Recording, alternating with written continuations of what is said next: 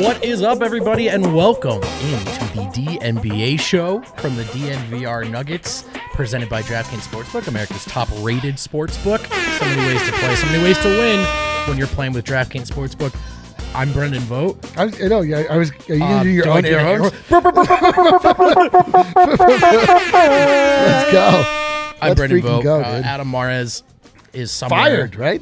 Yeah, I think we fired him. Tough times. Harrison got married, which is like, I don't know what's longer, Harrison's wedding or the Johnny Depp trial. It's just been like 2 weeks of Harrison getting married. But I don't know when he's coming home, but he's not here yet. So I've got some homies with me. A regular D-Line Eric Company, also known as Eric. That's right. I like how you framed it as though I'm not only part of the show, but also a guest. Yeah, I don't know. I love that. I am guest appearing on the show that I've done 8,000 times. You know what's kind of funny about that? Like, technically you all, like, in a manner of speaking, that's true. It's true. You're like, Eric, do you want to be on the Nugget show? And then that just never stopped happening. Yeah. I would be like, should I come on? And then I just kept coming on. And then I stopped asking. And here I am. You don't even get paid for it. Wow. This is I've got to look in the mirror. The man in the mirror and I need to have a conversation tonight. Anyway, great to be here, guys. Speaking of the man from DNVR Bets and also my boss, I have so many bosses that I do shows with. It's Andre Simone, everyone. What's your deal? Some touchy subjects already for the boss. Adam's alleged firing. That's right. Harrison's extended wedding. And Eric not being compensated for his appearances on the pod. You guys really have me by the balls in That's this right. one. Oh, what a way to intro this thing. Tough. Yeah. And I'd like a raise too, but we'll talk about that off air, Andre. Sounds good. Sign me up. Yeah. Well, listen, there's a fair amount to talk about today. We were originally going to talk about the Josh Kroenke presser. That didn't happen. So stay on standby for that, folks. Your light is on. It's been pointed out. Oh, no. That's such a good start. We were going to talk about Josh Kroenke, but he didn't speak. So we're going to adjust, and we are going to talk about the NBA Finals, my beloved Boston Celtics. We've got some movement in the NBA draft odds and some mock draft stuff to take a look at. So we got Andre with us, and we're ready to dive. I thought we were going to into just it. treat Andre as Josh Kroenke and ask him the questions we would Let's have do asked it. him. Oh, Yeah. man, that'd be amazing. Andre, what are your thoughts on being the son of Stan Kroenke? Go ahead. It's I'll hang up and really, listen. it's really great. I'm not sure you guys can understand what the advantages in being a billionaire are versus not being one. They do seem to fly over my head because you guys won't spend any of that money. What's up with that? I know. It's a tough one, but equity is just something we're not going to do. My dad barely gives me equity, so why would we give any to Tim Connelly? I love it. Pettiness in business. I love it. No doubt. All right, let's get into the nitty and gritty here, the meat on the bone. I don't know if you've noticed, the Boston Celtics are in the NBA Finals. You're going to have a hard time avoiding that in headlines, podcasts, general conversation, pretty much anywhere you go, because Boston sports is pervasive and toxic. It's like a leech. I hate it very much. So I have a question for my panelists here and for you, the chat. How much does this Boston hate that I exude, that I talk about, if at all, does this register with you guys? Because for me, it's regional. Okay, I'm from New Jersey. Yeah. So some of the way you guys talk about the Lakers here, the big bad coastal empire, that's how I feel about the Celtics, and I hate them. Eric, you lived in Boston. Do you feel any of this? None. 0%. Oh, okay, cool. I Segment's don't. over. So I felt this with the Patriots, but when I lived in Boston, the Celtics, although they won one championship when I was there, they were generally down pretty bad. Right. Sounds great. They weren't really, and it's been a long time since the Boston media machine has been really in full throat behind the Celtics. So to me, they just seem like a kind of a cool, like, original squad. They've got the old branding that I appreciate, and they just feel like a foundational part of the NBA. And they've been fairly irrelevant for a while, relative speaking. So and plus everything that happens on the East Coast, like I don't like, you know what I mean? I've got the anti-East Coast. It just doesn't make its way I into just your don't care. radar. I just don't care. What say you, Andre? Yeah, I'm kind of torn because I definitely have some Boston hate. It feels like from a media standpoint, it's really annoying how everyone thinks we give a shit. We don't. Spoiler alert, we don't care. Preaching. I just think there's a media coverage to fan base. The equation is off. Yeah. The equation's far off. So that annoys the hell out of me. I also really loved that period of time where we went from, did Brad Stevens, Danny Ainge, and the Celtics build the greatest team ever in that offseason where they signed Kyrie and Gordon Hayward to like, oh, they blew it. Right. That window never even opened and we were all wrong. That was such a sweet spot, and I hate that we've now remedied that. And it's like, Jason Tatum's going to be the NBA's next great superstar. They were always the team that had the quiver with so many arrows. They had a million draft picks. They had everything in front of them, and like nothing ever came of it until now. Now it's the greatest thing, though. We're not talking about the Celtics. We're talking about how Brendan Vogt made his personal brand about going around the association purely so he could slander the Celtics and specifically Jason Tatum for the entire season. I can't believe it's worked out this way. It's so joyous for me personally to watch this unfold, dip inside the brain of Brendan Vogt and watch him, not being with him, but feeling like we're together as he's melting down, watching whatever's happening in front. When Jason Tatum was awarded the first ever Larry Bird MVP trophy of the Eastern Conference Finals, I laughed more than I've ever laughed in my life. Was he the best Celtic in that series? It doesn't matter. Jaylen Brown? Really doesn't matter. By all rights, Jimmy Butler should have won that, although I'm happy for him to not win it after that shot selection he had at the end. Me. But when it was awarded to Jason Tatum, my soul left my body, and I could tell that Brendan Vogt lost minimum 5 years of his life. Here's the thing. This is, to Andre's point about the get ready for 10 years of Celtics being shoved down your throat, and then it didn't happen.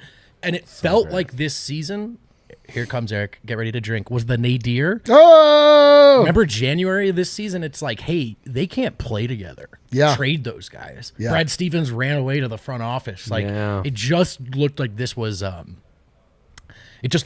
done, and now it's not.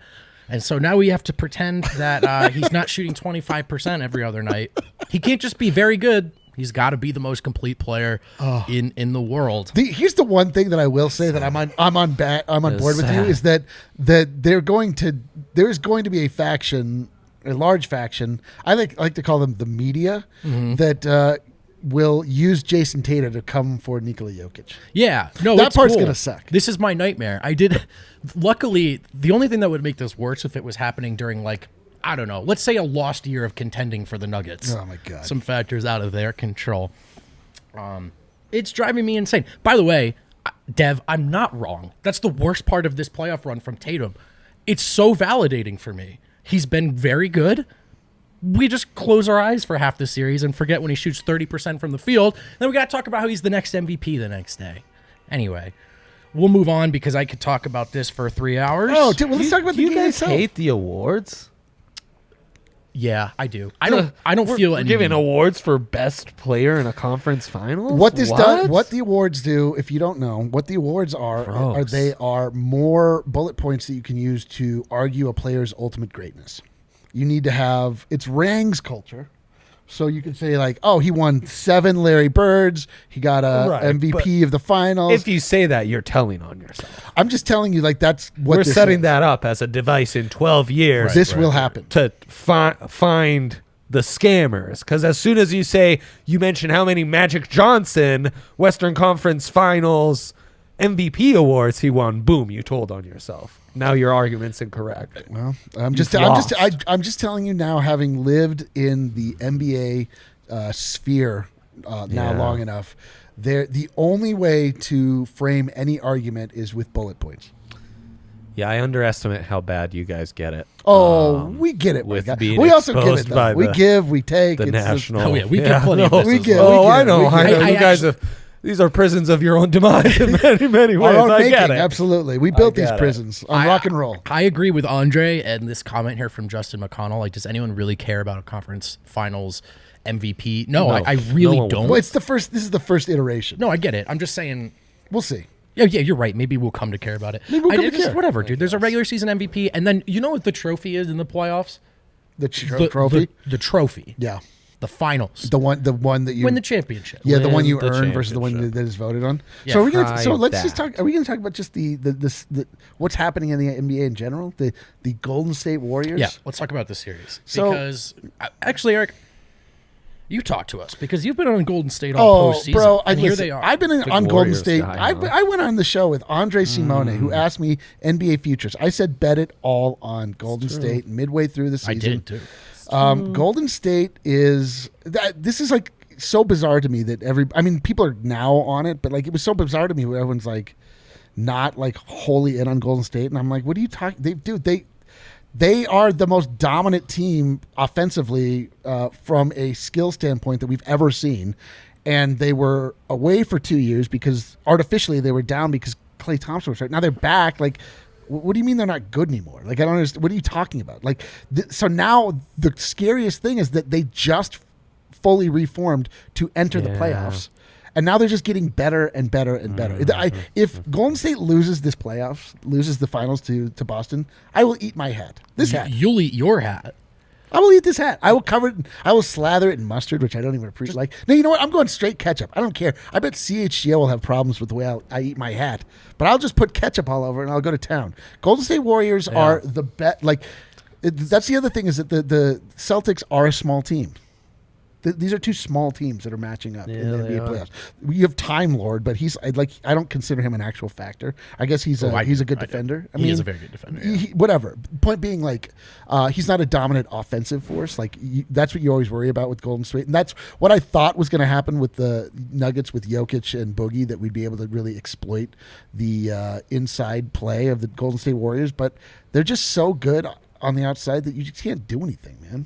What say you, Andre? How do you feel about Golden State? I mean, I did not see this coming because after Durant, and you didn't know what you'd expect from Klay, but I certainly think it's been remarkable where they're at, and I wish I would have taken your advice, Eric. I instead took one Adam Morris's advice and bet on the Suns to win. Here's the thing about listening to Adam Morris is he will make you feel so dumb for going against him, and he is wrong all the goddamn time. We should track it more. We really should. He is wrong constantly. He'll be like, I don't know. In fact, we need to bring up the clip where we first started the playoffs, and I was like, he's like, what are the takeaways? I'm like, that the Golden State Warriors back. He's like, I don't know about that.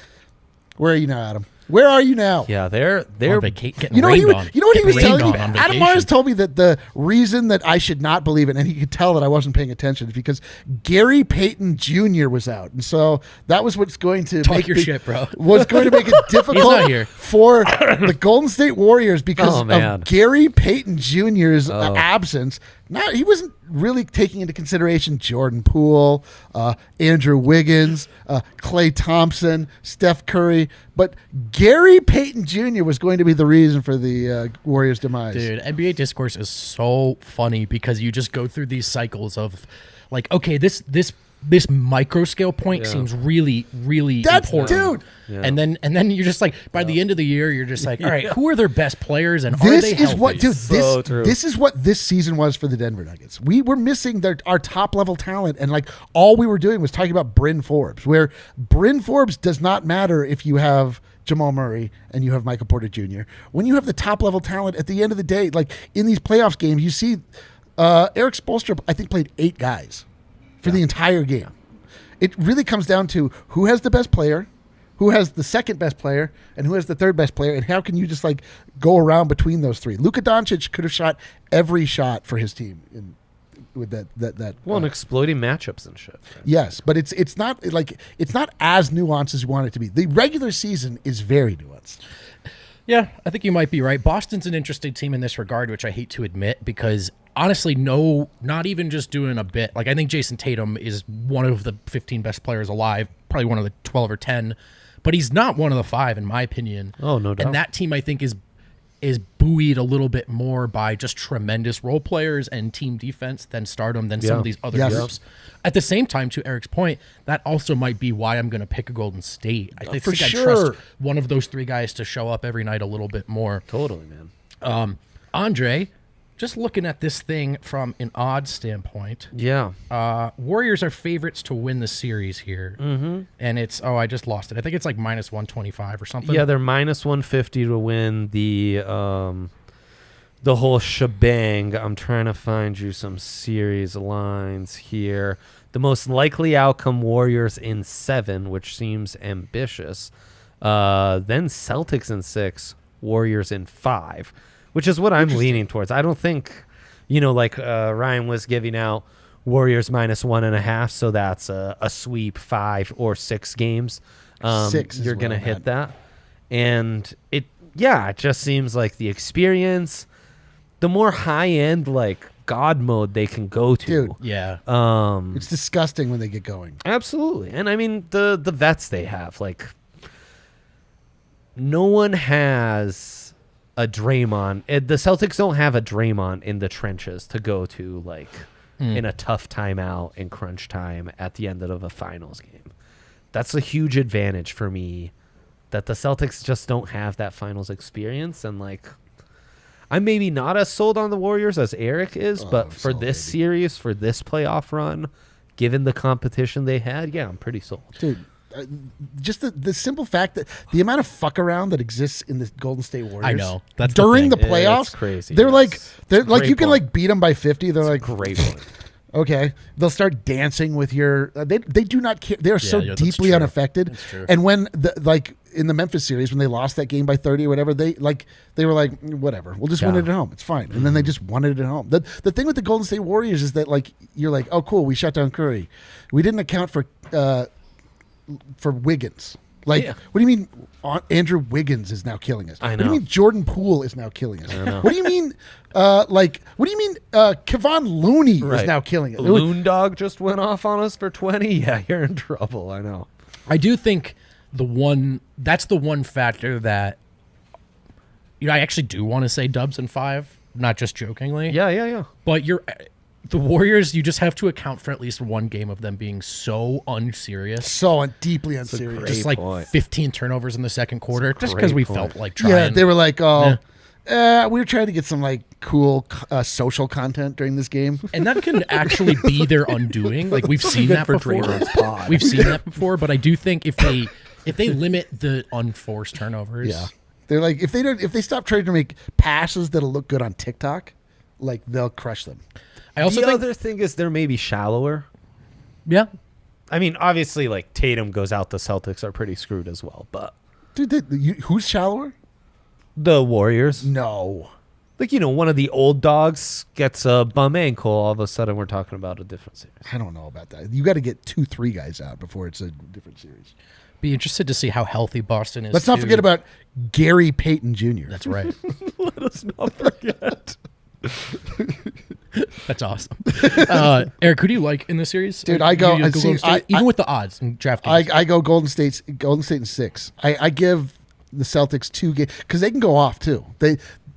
Watching this last series between Miami and the Celtics, which are 2 of the exact same team, and they would just trade blows. One of them would get super hot, then the other one would get super hot. Right. One would get super hot, and they just they couldn't maintain that level. They couldn't they would just have games where they were just like unable to hit shots and they were vulnerable and dead.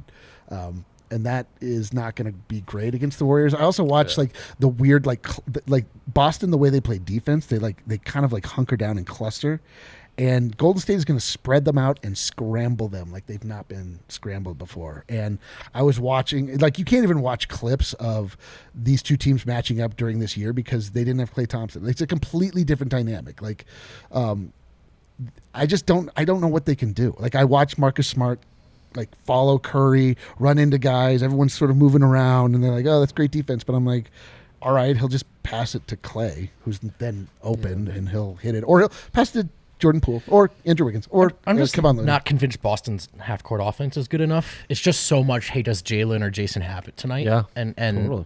That's why I think they're not great front runners. Like, that team gets out by 20, you still feel in the game. Like, they're going to force some early shot clock, bad one-on-one shots and all that. But look, here's the truth. I've underestimated Boston every step of the way this season. True. And here they are in the finals, and would not be totally surprised if they F around and win it. Before we hit a break, who do we think the 5 best players are in this series? Number 1, Steph Curry. I agree with this. Number 2, Klay Thompson. Wow. Really? You don't think so? This version Yeah. of Klay Thompson, I'm going to say no. I'm going to put Tatum too. But it's your list. It's not mine. What has Jason Tatum done? Truly. I mean, his best nights in the playoffs, he's been, 35-5 with stellar defense on the other end. Yeah. You know, Klay he's been Thompson has really done good. that for years in this league. Yeah, just this version of Klay Thompson for me. Just why he's going to get better. He's like still ramping up. So I go, to me, the two Splash Brothers represent individually the best players and the best combination of players. Then I go Tatum. Then I go Jaylen Brown. Then I go Draymond or Jordan Poole or Andrew Wiggins. What do you think? What do you think, Trey? Gosh, that's interesting. To some extent, it's almost hard because there's such a different. Like usually when we do these games, it's more like who would you build a franchise around, which arguably Tatum's number one on that list, ahead of anyone. He is only 23. But yeah, like the guy I trust today in a 7-game series. Right. It's definitely Steph. Yeah, it's not Klay right now. It's Tatum probably too, but I mean, I think Eric makes a decent case. I think after that you get into Draymond, Marcus Smart conversations because I think those guys are such anchors defensively. No disrespect to Jaylen Brown, but I just think the impact and importance going into this series, that's where you're at. And I mean, like we're letting out some big hitters. These are deep teams. Like these are really talented deep teams. The only thing is that we're kind of out of Celtics already. Daniel Tice. Yeah. Yeah, but I do like a lot of this. Like Grant Williams, Derek White, like Al Horford. These are role players that can win. These Horford's absolutely. the big one in this. These are like stalwarts, but they're not like individually massive impact players. What they do, they represent like a just a strong defense together. Those are players that work together well defensively. But the crazy thing is that Golden State has a great defensive team too. So I don't know. I just can't. Vote from a basketball standpoint. In the first year in forever where we have two legit centers competing for the MVP award, it seemed like maybe the pendulum was just swinging a little back to like semi-normal basketball where 1 through 5 matters. How much do you read into the positionless teams with all the wings getting back I think we're in a period right now with the NBA where you can sort of selectively look at evidence and kind of convince yourself trends are in and out every 6 months. Because I do think there is, even though it's resulted in a lot of non-competitive games, I do think the parity is real right now. And I think, like, based on who's injured, I mean, if I don't think Philly gets there, so let's just do the Denver thing. If Denver's healthy, is anyone totally surprised if Jokic is playing in the finals? No, right? Not at all. I think it's kind of too easy right now to look at it and see what you want, when in reality, I really think, injuries and matchups are probably telling us more about who's in the finals and why than anything else. Yeah, and the teams with dominant big men are on flawed teams currently. True. Right? Like, these two squads represent teams that were built correctly. They were built organically. They were sort of built with a purpose, and they have the right complementary pieces. I mean, Jokic is the team that he plays on, the Denver Nuggets. The flaw is that everyone's hurt. It's a pretty big flaw.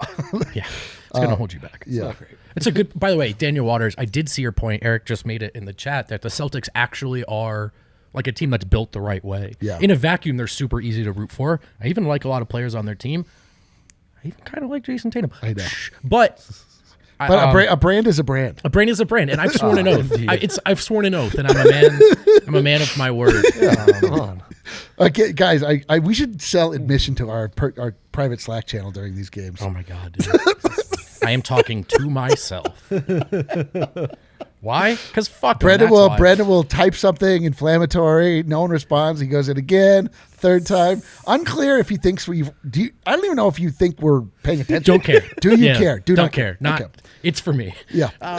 You know what's for you? You know what's for all the people of Colorado? Breckenridge Brewery, Let's the go. official beer of DNVR, and Breckenridge Brewery, the hometown craft beer of your Colorado Avalanche, is celebrating this historic winning season with people who have supported the community through such a challenging year. They're gifting Avs tickets to a pair of community stars each home game during the playoffs. We invite you to nominate a stellar community member and Avs fan who should get the chance to celebrate at a playoff game this season.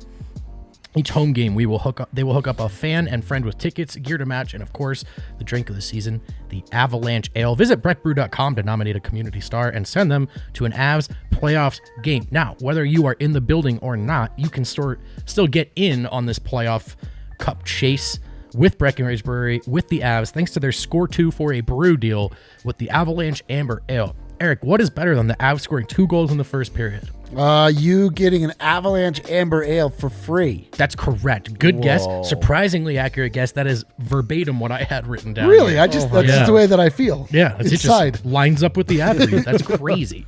On game day, start your Avs game with an Avalanche Amber Ale at any bar or restaurant. Save that receipt. If the Avs score 2 or more goals in the first period, Breck Brew will pay for your beer via rebate. Wow, that's super cool. Shout out Breck Brew. We love you guys. Rebate. One of the best ways to support DNVR is by supporting our homies, Breckenridge Brew. So they are true. the homies. Speaking of homies, that's really well said, huh? This guy, man, he loves. I agree with everything he's saying. It's really well said. The worst part is that he read most of it, but all the same, he did. What? Fooled me. Did you guys come up with those ad reads off the top of your head? Yeah. That's the only way we teach. The basketball can be taught, yeah, right. But an ad read like that on Breck Brew, that's natural talent. We call them ad reads, but they're really ad makeups. That's right. Yeah. So sorry to all the sponsors, all the time. Speaking of the sponsors, DraftKings Sportsbook, America's top-rated sportsbook, wants you to get in on the NBA playoff action, which is non-stop at DraftKings Sportsbook, an official sports betting partner of the NBA. This week, new customers can bet just $5 on any team to win and get $150 in free bets if they do. But look, most of you listening and watching are not new customers. You've been rocking with DraftKings for a while. You can still look to turn a small bet into a big payday during the NBA playoffs with DraftKings same-game parlays. Create your own parlay by combining multiple bets like which team will win, total 3 made, total rebounds, under on Tatum points, so many options. And boom, you have a shot at an even bigger payout. Right now, all customers can play same-game parlay with 3 or more legs and get a free bet back up to $25 if one leg doesn't hit, which seems to be every time that I bet a parlay. That's right. Terrible parlays. Download the DraftKings Sportsbook app now. Use promo code DNVR. Bet $5 on any NBA team to win their game and get $150 in free bets if they do. That's promo code DNVR. Only at DraftKings Sportsbook. Must be 21 or older. Colorado only. New customers only. Minimum $5 deposit. Restrictions do apply. See DraftKings.com/sportsbook for details. Do you have a gambling problem? Call 1-800-522-4700. And we're back. Tim Connelly, guys. Introductory press conference with the Minnesota Timberwolves. I can't believe I couldn't even bring myself to watch that. I only watched a little bit of it. It was a little sad. Dude. I encourage everyone to watch it for yourself. Make your own takeaways. No, thanks. Mine, Tim seemed a little sad. There's a guy that was not happy to leave. You guys are making me happy. I don't know why you're saying it's sad, because Vogt's report on it before the pod made me happy. Well, listen, hold on. Even if there's some amount of like, oh, he still loves us, like he still broke up with us. Like you basically just like watched the broadcast of your ex-girlfriend's wedding. Yeah, that's a good point. I don't want to watch that. But and Eric, she seemed really still sad. thinking of us. Who cares? Yeah, but that she's sleeping in the bed of that dude. Like, I mean, so be it. Unbelievable. Her free agent signings were never that great anyways. Unbelievable. But in this is more terrible. In other germane sort of takeaways from the Nuggets' perspective, Tim did cite an aggressive commitment, a promise of an aggressive commitment from ownership, like to all of basketball operations, right? The stuff we talk about that's lacking here in Denver. He definitely cited that as something that was appealing as he considered that offer. Mark Lohr said that their goal is to make that a first-rate basketball organization, full stop. So Minnesota's going through an evolution of sorts. Yeah. And then final note before we can move on, Glenn Taylor did touch on the equity situation. He said it's basically a bonus structure. The better the team does over the course of Tim's tenure, the more equity he will acquire. But that was it in terms of specifics. And then Tim declined to comment on the nature of that structure. So there we go. There's a little bit of insight into the equity window. I mean, it is a young team that won over 40 games last year. So you're gambling on that to some extent. But boy, that's ballsy, man. Yeah. That's ballsy. That's the other thing about this. I mean, there are like a lot of different ways to look at it as a Nuggets fan and be frustrated for different reasons. Mm-hmm. Yep. The lack of an early extension. Sure. It's cast against this background of what do they spend on? Right. But it's also true that this deal from Minnesota is insane. Like, it's a risk. For sure. It's a risk. No, that is the thing, is that when you're the Nuggets are essentially like dealing with a crazy person. And you're Right, like, what do you mean? Like, you'll offer your leg? Like, don't you need your leg? And they're like, no, I'll give you my leg. And you're like, well, I can't offer my leg. Because, like, you're Stan, how do you feel about giving up a leg? Okay, all right, sorry. Right. So it's tough because again, like Minnesota Timberwolves ownership group, they're coming in, they want to make a splash. They don't really know what this looks like. They're brand new to this. Right. The Minnesota Timberwolves are their sole focus as far as ownership is concerned, and probably in a lot of ways as business is concerned. Not the case with the Cronkies. They have a great many number of organizations. This is true. Juggling lots of things. Buildings, properties, holdings, Walmart, variety of things that maybe take center stage in their focus oftentimes. And so it's brutal that the guy, like, it's just like the rich kid came to town and like wanted your girlfriend. Yeah. And you're like, but we love each other. Yeah. Like, but I got this dope house. And you're like, Yeah. I can't offer a house. I'm a kid. Picking her up in a convertible. Like, oh, man. It's exactly like Now that. that I think about it, Yeah. my ex-girlfriend is a little loose, dude. A little easy. And again, just personally for me, to speak for you guys, not trying to change my position until I understand why we ended up where we ended up.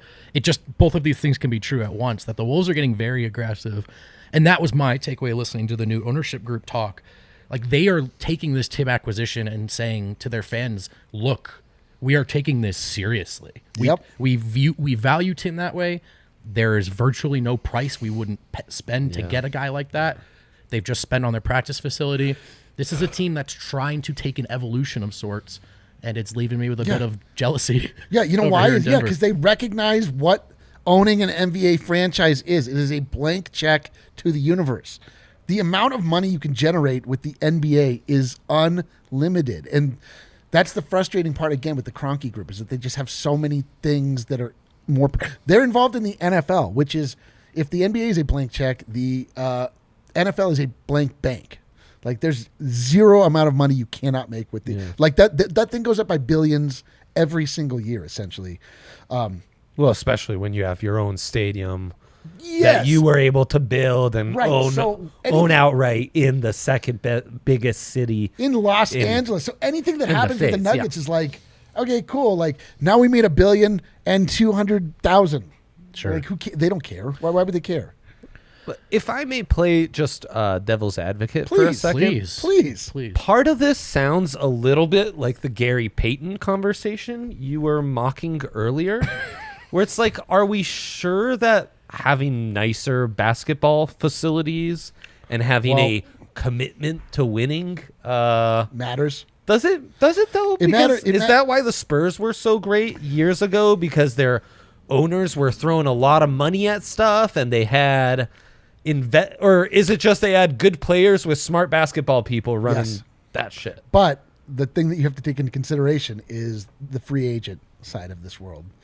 I know, but Minnesota, San Antonio, Denver, we're on the same boat. It doesn't matter how good our teams even are. But the argument that if I could play devil's advocate to your devil's advocate, please. I think we're just having a discussion now. If I could remove myself and become a giant devil, I would say, if you were a free agent and you are or sort of in that, like for some reason, Miami or LA doesn't want you. So you have to first ponder killing yourself as an NBA. Yeah, of course. And then your second option is to look at these second level teams where it's like, do I want to go to Minnesota? Do I want to go to Denver? Do I want to go to San Antonio? At a certain point, you're like, what is my life going to look like? Like, what is this franchise? Like, what is the commitment to winning? That stuff I have to imagine does matter outside of just, I mean, I imagine at the end of the day, it just comes down to how much money can be offered. But you just want to, I don't know, like people are impressed by things. No doubt. And I mean, I just think of like the Patriots in the NFL, which I cover a little more in depth on a day-to-day basis. Sure. And you see that stuff, like being able to pay your top assistants bigger money and showing that loyalty is going to keep your maybe mid-level free agents more loyal and staying. And those margins do make a difference. I'm just like, some of this stuff is very superficial, the facilities and what have you, and I would argue it barely matters at all. Drafting Tim Duncan, drafting Nikola Jokic, the most important. Of course, you're right. But there are teams, though, like, what are you doing to put yourself in a position to either A, take full advantage of you have drafted Jokic, or B, make sure, and Jokic is a special circumstance. Let's think about other stars in the league. They don't want to leave you. Free agents do want to come. And we just talked about this. It's true. Ultimately, Tim left because of money, but it was appealing to him that the Wolves are investing in the organization. That was also a factor in Masai's departure and part of what appealed to him in Toronto. These things matter. So an owner can put a team in a position to look appealing in ways that aren't as contingent upon who did you draft last year, the controllable factors. And like, don't ever discount the amount of which all of the NBA is built off of slander. Slander is the foundation of the NBA. And if you go to or if you present yourself as a franchise that is less than, you are opened up to a great deal of slander. And you cannot refute it. People call you a second class poverty franchise, things like that. You're kind of right. And then, in the mind of the NBA athlete, as in the mind of the 44-year-old man that follows the NBA on Twitter, slander is important to avoid.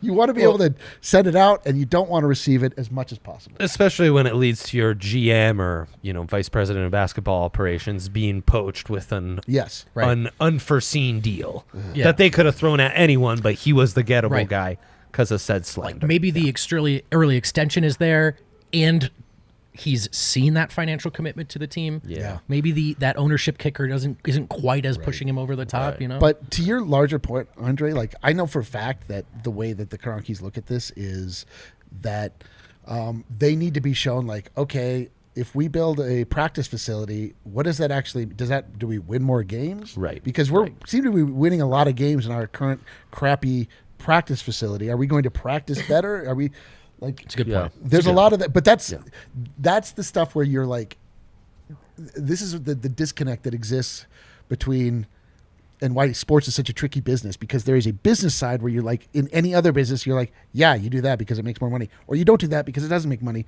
But there is a side to sports which is so irrational, which is why it's so valuable in the first place. And you have to appeal to the emotional side, right? Like you have to pay into that side. You can't just only focus on the hardcore business side of things, because then you lose the soul, and then ultimately the franchise flounders. And so there's that balance that the Kroenkes seem to need to be able to strike. But say this over and over, like their teams fucking win. I don't know what to say. Like they just won the Super Bowl. The Avalanche are probably going to win the Stanley Cup. We complain about them all the time, but something that they do actually works.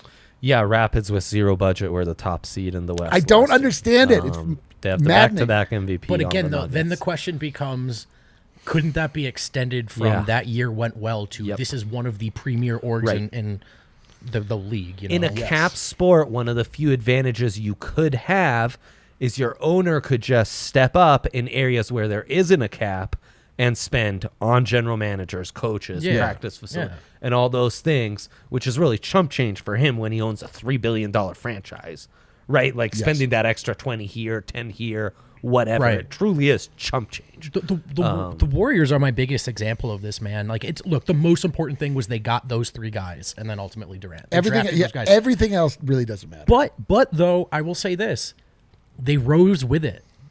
As the Warriors became a bigger brand globally, they spent in every area of basketball operations. And I don't know if they'll win a title once Steph leaves, but I will. Like the Warriors were close to a laughingstock as an organization when Steph came. They weren't in a great place. Very Nuggets-esque. Yeah. Like fun fan base. They've been around a while. They've had fun moments.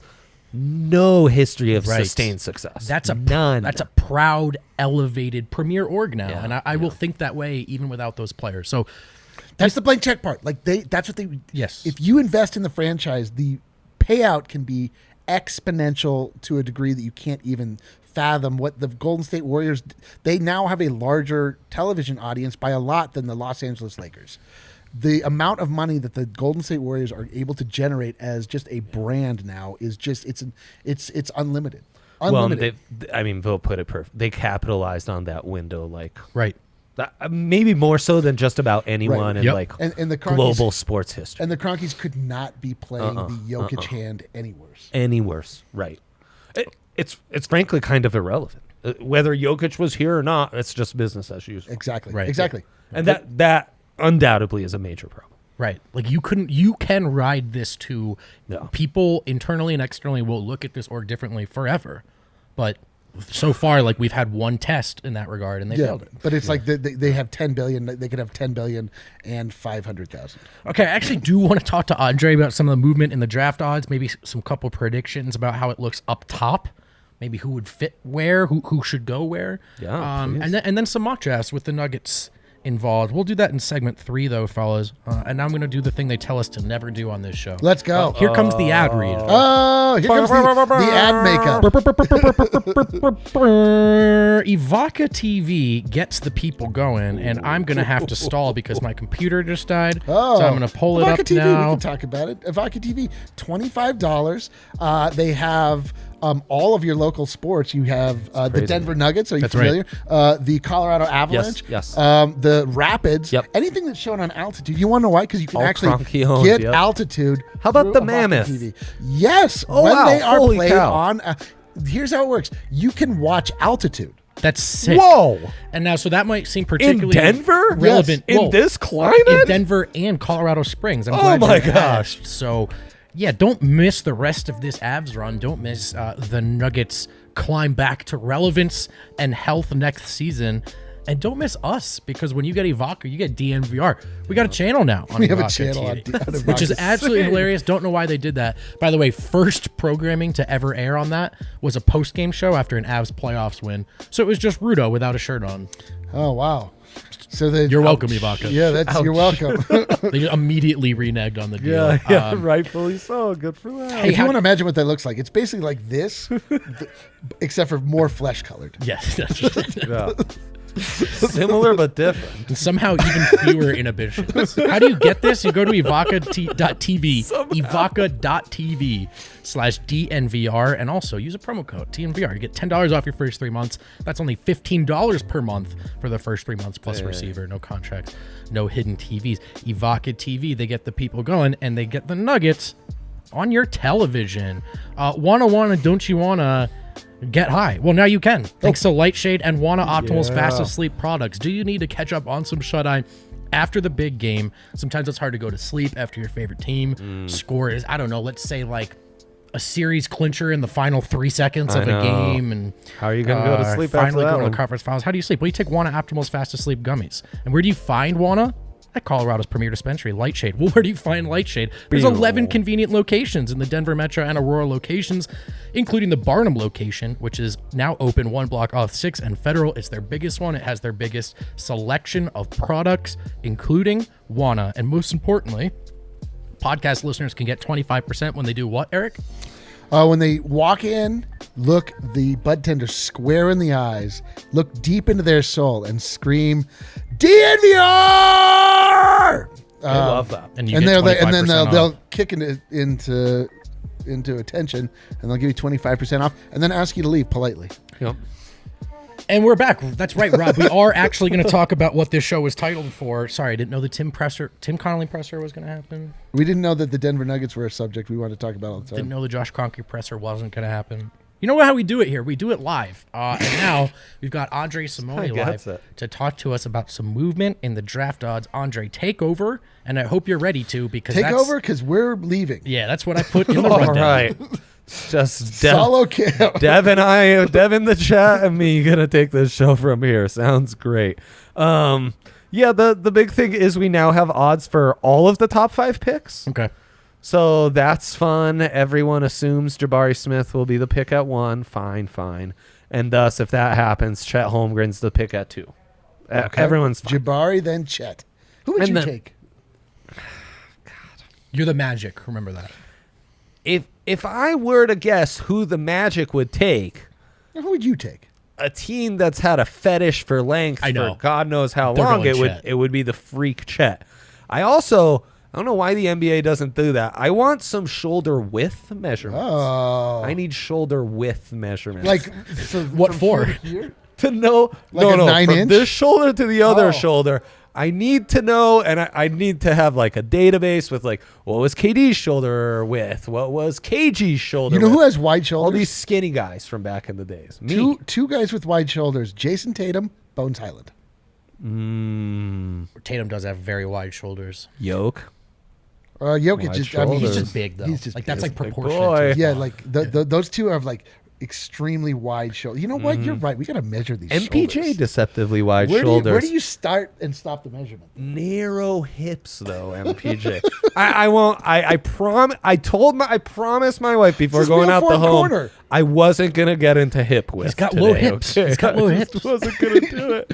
If it was me, I might just take Paolo at 1. Wow. Really? Yeah, if I'm the Magic, I just might take the Italian. Oh, there it is. Oh, I missed this, by the way. Thank you, Yeah, there it is. thank you, Leo Clayman. Jonathan Gavoni reporting it's a done deal. It's a done deal. Magic taking Jabari Yeah. Smith. There you go. And yet you can still bet on it minus 255. That's free money, It's a done apparently. deal. That is free money. I might take Paolo just because that's exactly who the Magic have craved forever. A guy who can create offense. He's also like 6'10", 230 I and know. moves I know. really like is crazy smooth on offense. What position do you think he plays? 4? 2K lists him as a center, and it's like I get why they do it, but he's not a center. Well, like in this series, he'd play like in this final series, yeah, he'd be a yeah. center on those teams, right? Kinda. I mean, I'm just saying size wise, Sure, like yeah, he'd be he's the just a biggest huge dude on I the get what you're court. saying, yeah. So Yeah, he's probably more of a like playmaking 3 though, is how I Are see you it. anticipating this to go like Small pretty ball chalk 4. through the top 5? That's what Vegas is telling us with these odds, or DraftKings Sportsbook, because like Paolo's minus 650 to go 3rd overall, Chet's minus 255 to go 2nd overall, and Jabari's minus 255 to go 1st overall. So that's really set and forget. We're assuming the Kings won't screw up at 4th overall. Like, have you followed draft history? Assuming the Kings won't screw up. Can I bet on them not getting the pick off in time? Yeah, right. Just like or forgetting what day it was. By the way, what happens if you don't get the pick off in time? I think you lose be your pick. Do you just lose your pick? We saw Does that happen Adam in the Silver NFL. Make it for you. We saw that happen in the NFL not last year, but the year before. There was, I believe, 2, right? Two teams like allowed their time to go by and they didn't get their pick in. You can like jump in later. It's nuts. Jaden Ivey is the favorite to go 4th overall. The dynamic, intriguing guard out of Purdue. That seems a little more up in the air. Someone like Keegan Murray, do it all power forward out of Iowa, plus 600 could be a sneaky option at that pick. And Shaden Sharp, who's kind of the landmine in the whole early lottery, the Kentucky guy whose draft profile reminds me a little bit of MPJ coming out minus the injuries, maybe a few more on-court issues could also be a factor in So this. give us the tastiest little betting treat that you foresee coming. Tastiest That, little betting treat. What's the thing that you think might, like, is there a parlay? Can we combine those top 5? Like, We can't combine the top 5. We will have that option as we get closer. I think, assuming that the Kings screw this up and don't take Jaden Ivey, phenomenal odds. Keegan Murray plus 600. Yesterday in the chat, when I mentioned this to you guys, I pointed out 5th overall, Dyson Daniels could be had to go 5th overall at plus 3,000. Yesterday when I told you that to today, that's gone from plus 3,000 to plus 600. whoa. So Whoa. I gave out a lot of value there. I hope you all jumped on that. I did not. So yeah, I I always think watch the bet show, and I'm like, this show's great. Love their energy. They seem to win a lot, and then I never take your advice, and then I lose all of my bets. Yeah. So I think I'm going to start actually taking notes when I watch that show. yeah, you got to take the notes. So from the top 5, that would be my juiciest. I think Dyson Daniels 5th overall is really intriguing. I think you could sprinkle Keegan Murray 5th overall or 4th overall and feel good about that as well. Charles Pinster was wondering if Murray could sneak into the top 3. Do you think? Probably not, right? That's too much. Be tough. Someone would have to really screw that. There is talk that the Thunder might be interested in Jaden Ivey.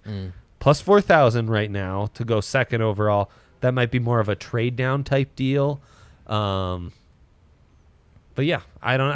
Yeah, how does that work? Like, what if somebody, like, for example, Donovan Mitchell is selected by, I don't know, the Denver Nuggets. Yeah. but he's immediately traded.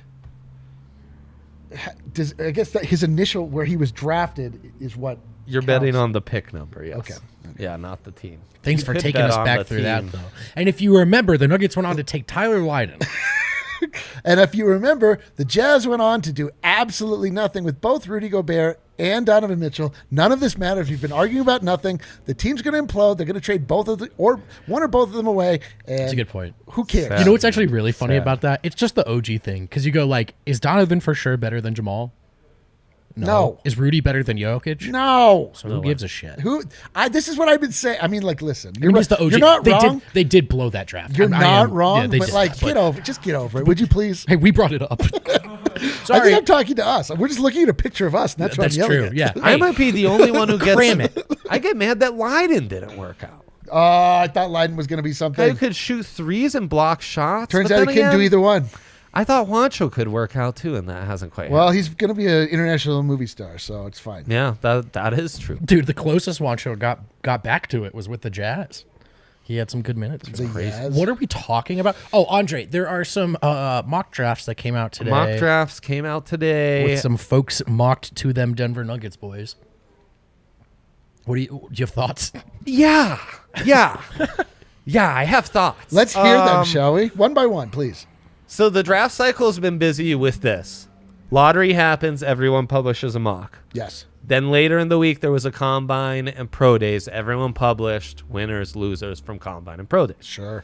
And now this week starts, guess what? More mocks. In between all this, in the Nuggets world, stuff about Calvin Booth and how he might be looking for more modern wings and Right. switchable forwards and came out.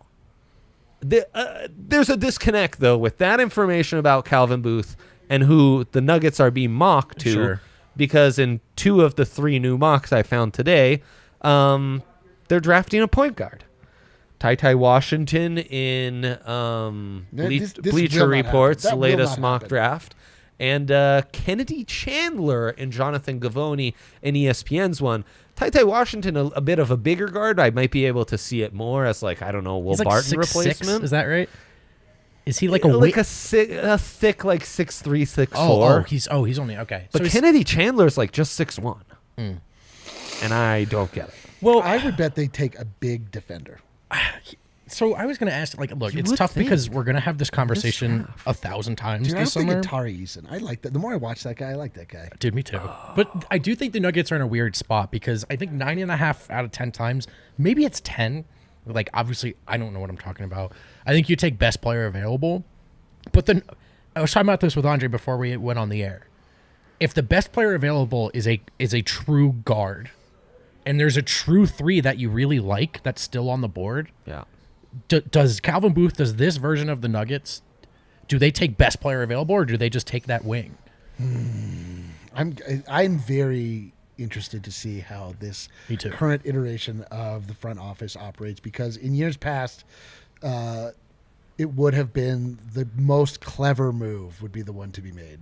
Meaning, if we could trade back, get 2 picks for one guy's like interesting, we trade a pick from next year, we could end up with this guy.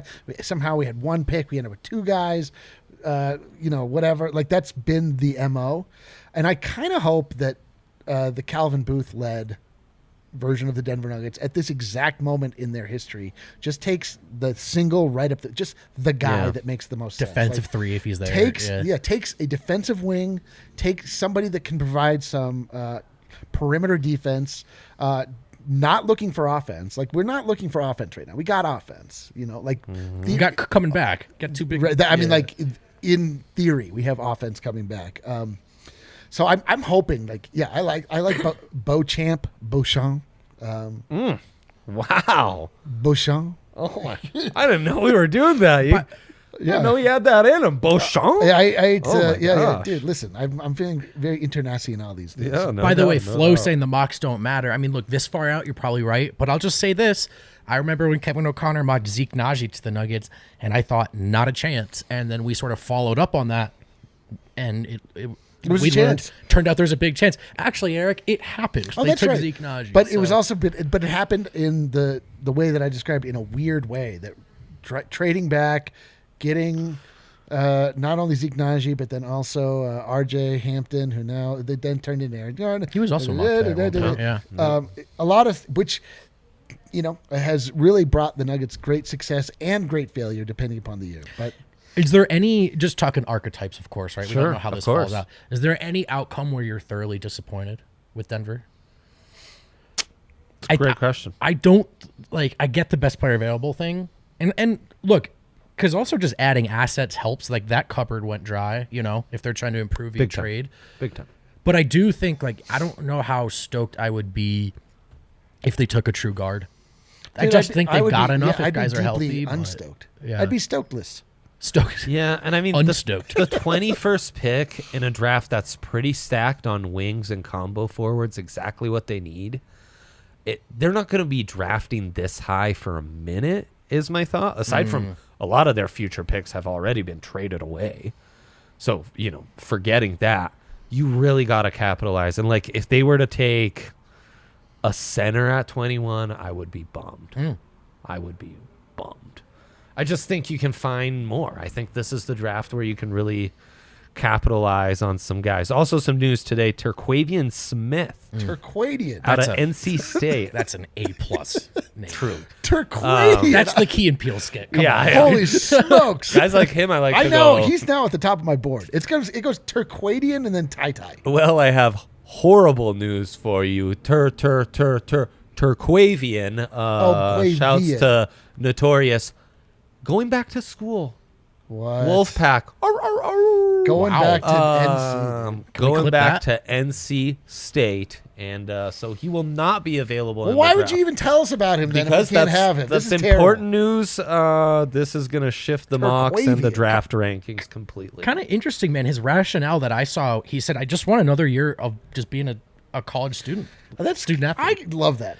I feel like we don't see a lot of that anymore. I mean, it's honestly very risky because then people get injured, their entire careers are ruined. But I love a guy that a kid wants to be a kid. This must be how warped I am. I took that to mean he got a pretty fat NIL deal from You know what? You're right, though. Here, I'm doing the 20 years ago college basketball thing. It's all heart and passion and team pride. The Terquavian rhythm is And now in the off. Carolinas, so it's all about paying more money than UNC and Duke. So, whatever gets you to win. Yeah, Dre is definitely right. Kale, would you bring the graphic up Tobacco for the Road, show? baby.